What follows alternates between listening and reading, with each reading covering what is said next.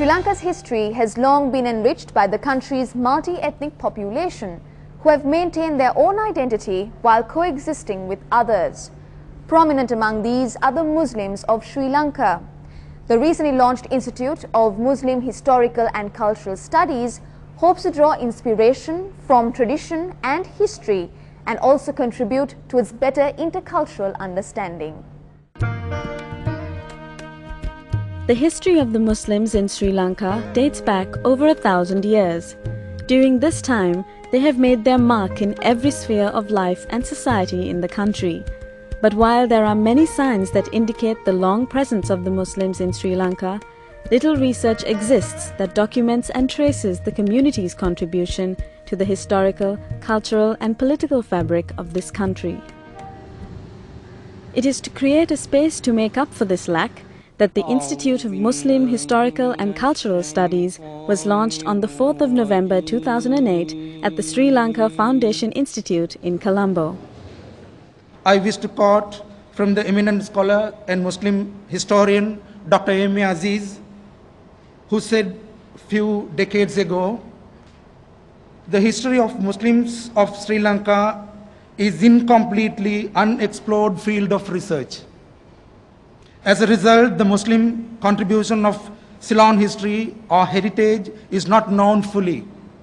By this, the worst sufferers are the Muslims themselves. While the Sinhalese have their Mahavamsa, the Cholavamsa, and the Rajavali, and the Tamils their Yalpana Vaibhavamale, the Muslims have no chronicle of their own.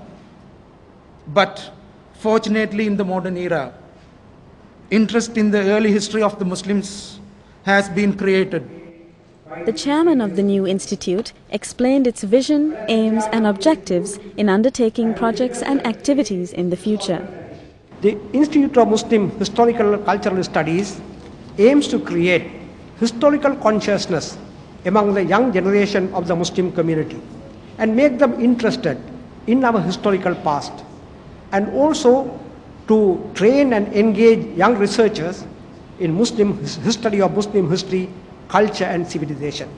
We intend to conduct workshops, seminars, publish monographs and also magazines, and provide an opportunity for young budding historians to exercise their thinking and make their contribution. As one of their first initiatives, the Institute held a short story competition asking participants to write under the theme of the historical coexistence between the Muslims and the Sinhalese. 3 winning stories were selected and their authors awarded with monetary prizes at the event. First prize went to Mr. W.M. Disanayaka of Maho for his story titled Attikka Mala. November 2008. The launch event was also an opportunity to felicitate a Sri Lankan historian and author of the book Muslims of Sri Lanka 1000 Years of Ethnic Harmony, Dr. Lorna Devaraja. In her acceptance speech, she emphasized the goodwill that existed among the two communities that she came to realize during her research studies.